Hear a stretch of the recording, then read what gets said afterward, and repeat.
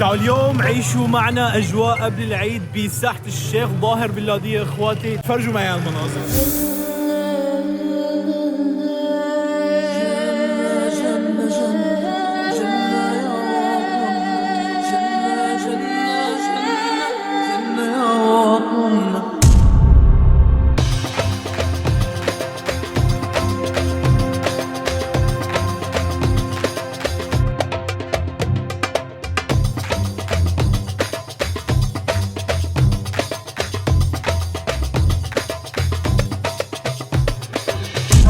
طبعا نحن من معالم اللاذقية اللي راحت تمثال الجحش الكبير كان هون.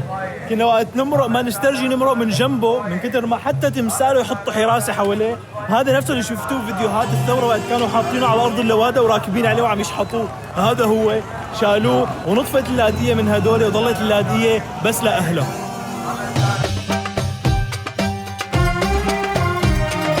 حتى محلات ثياب العيد شغالة على 24.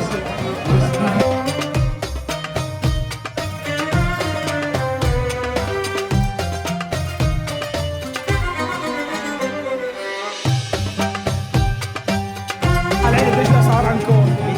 100,000 100,000 بلوزه. تعالوا اخوات اشتروا لهم ساحة الشيخ ظاهر.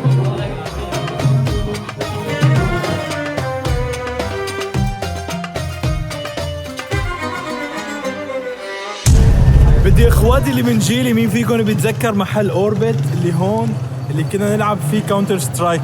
اكتبوا لي بالتعليقات اذا انتم لعبتوا بهذا المحل كاونتر سترايك بصغركم ولا لا.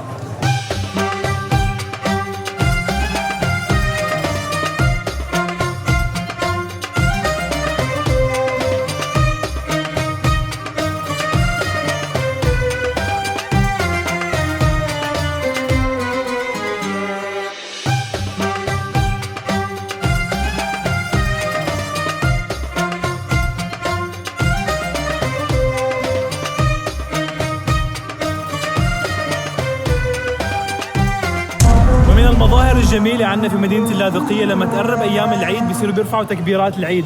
أنا هون قدام الجامع اللي عنا بالحارة اسمه جامع الصوفان بيشغلوا تكبيرات العيد مساء. أعتقد إنه هيدي مبادرة جميلة لحتى تنشر نوع من الطاقة الإيجابية بالشوارع بين الناس لحتى الناس شوي هيك تحس بأجواء العيد. بتشكرون على هالمبادرة.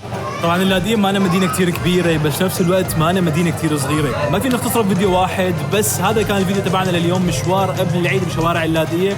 إذا عجبكم الفيديو اعطونا رأيكم بالتعليقات شو عجبكم أكثر شيء. لا تنسوا اللايك للفيديو والاشتراك بالقناة وتابعوني رح تحضروا فيديوهات تانية من اللاذقية. وسلام اخواتي.